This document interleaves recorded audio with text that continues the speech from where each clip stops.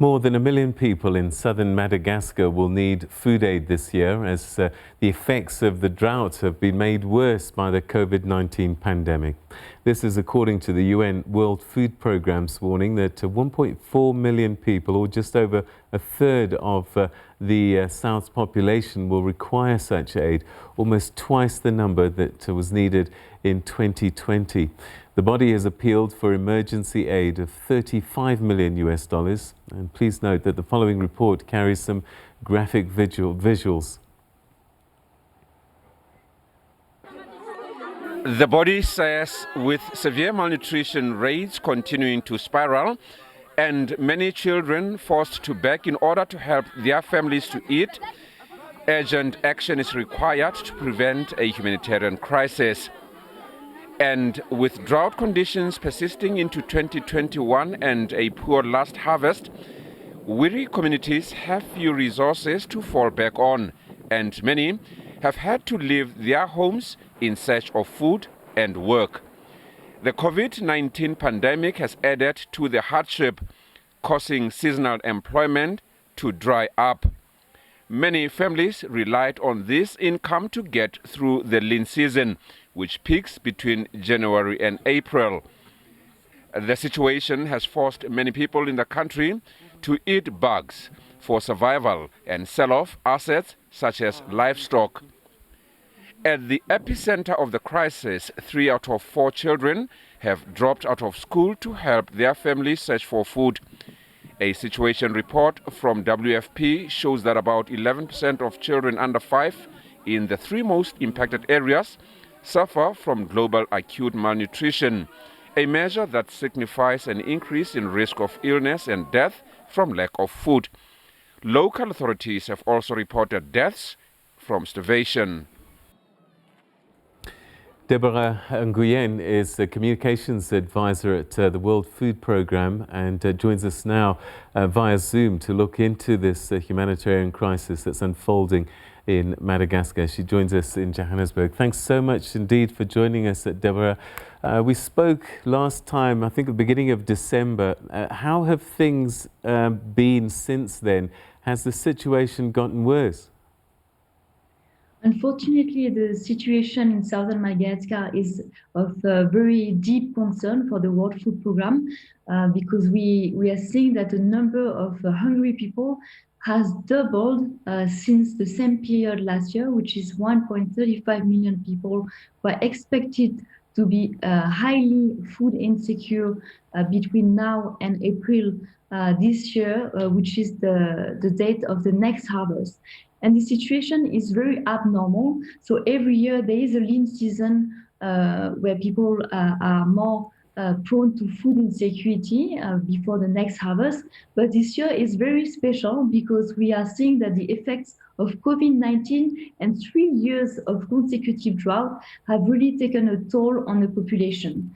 And today, unfortunately, we see that people are resorting to very desperate measures to survive.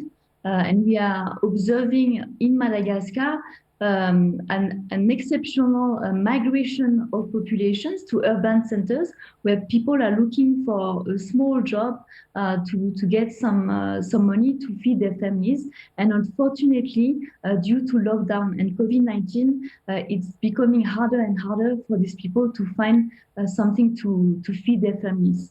And we see also that children are taken out of school out of despair because parents don't have any money to keep their children in school, and children are forced to beg for food to help out their parents. All right, I think you've partly answered the next question I'm going to ask you, and that's how COVID-19 has affected people's ability to feed themselves this year.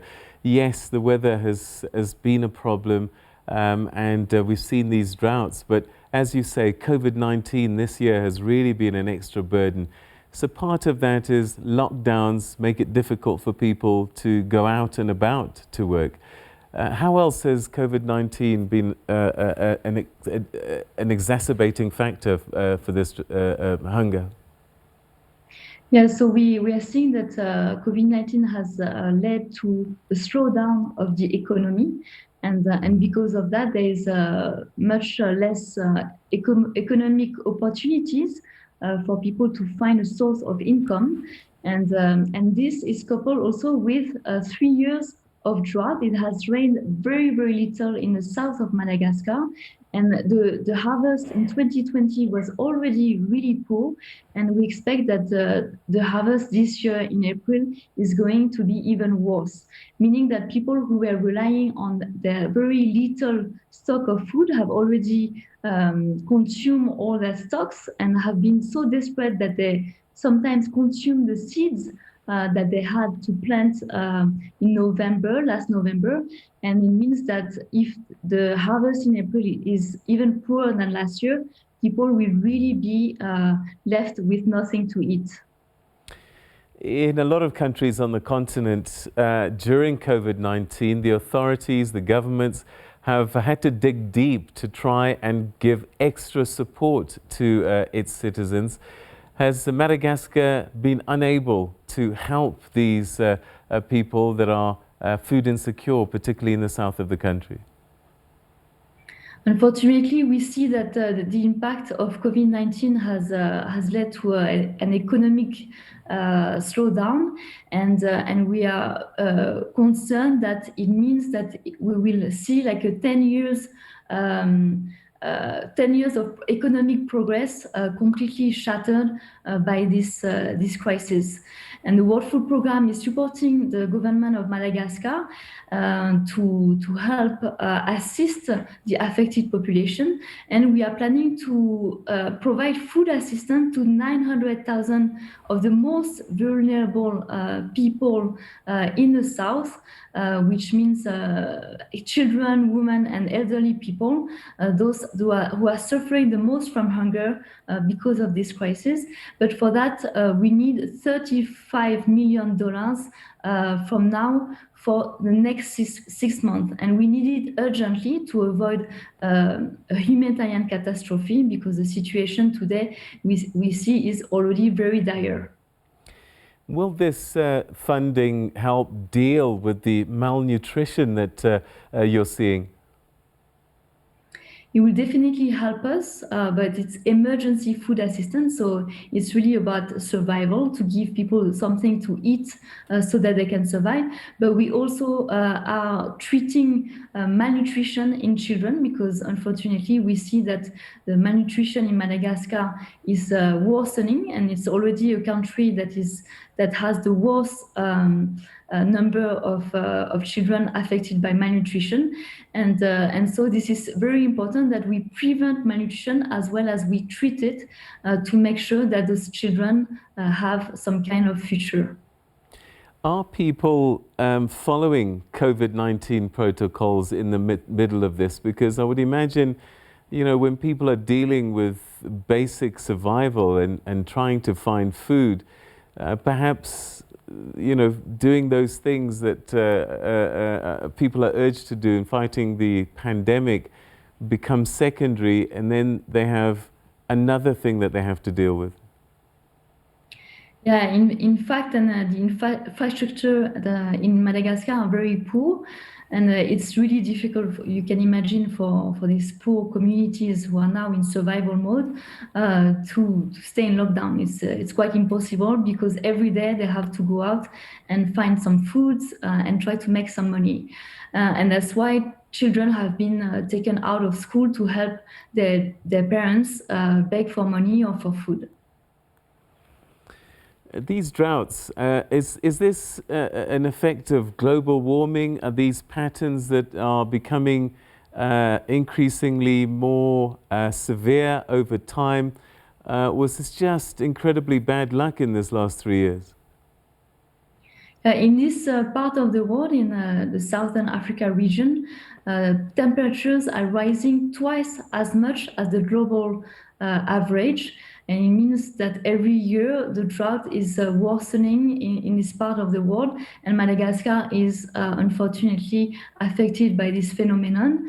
And El Nino has been also a big part of the impact of climate change in the country, and communities are suffering very badly of the impact of climate change and global warming in Madagascar, because they are depending on their harvest to survive. It's a very rural population, and it means that if the harvest is poor, they are left with nothing to eat.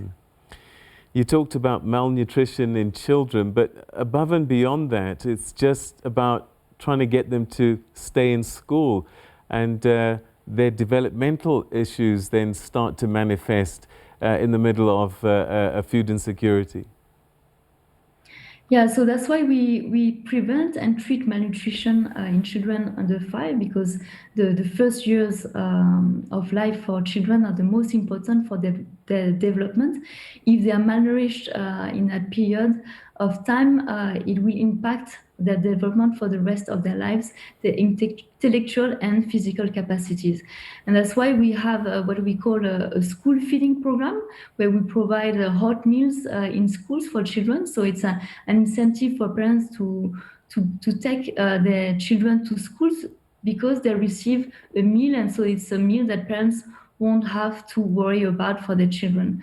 And so we are also planning to help children through an emergency school feeding program this year, to make sure that parents will be able to keep their children at school when it's possible. And that's something that's really important to us, because it's not only looking at the short term, at the emergency, but also at the medium and longer term.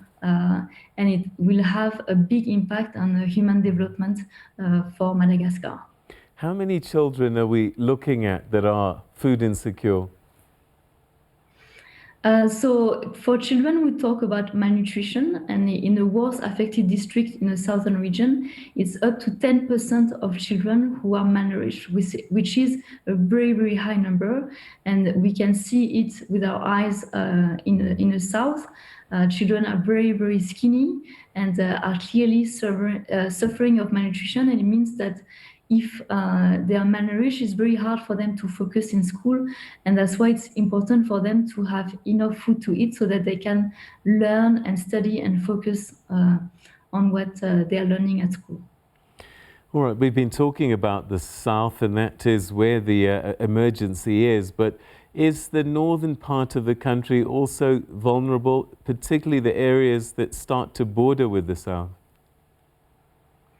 So it's we talk mostly about the south, because the south every year is impacted by drought. But Madagascar overall as a country is a country that is quite poor. It's one of the poorest countries in the world. But we are talking about the south because this is where the World Food Programme is focusing, because it's where people are the most vulnerable. So it's 5 million people who are living in Madagascar in disaster-prone areas, including droughts and cyclones. And we are helping mostly people who are affected by drought, because they are the most food insecure. All right, so this emergency is urgent, and will deal with the issues certainly in the next 6 months. That's what the funding is for. But I suppose planning already must start to happen in terms of what happens after 6 months and going forward.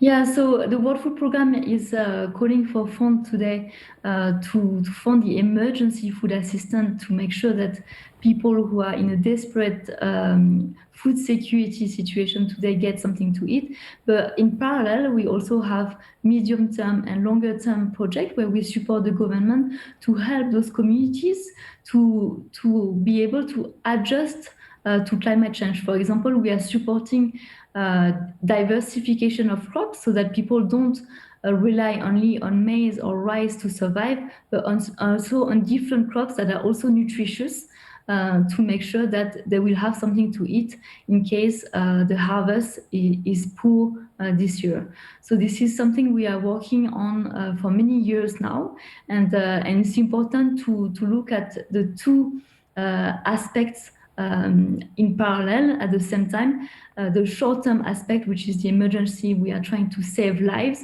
but also trying to help people change their lives and become more resilient to climate shocks, because we know that because of global warming and climate change, these shocks and drought and other disasters will keep happening more and more in the country.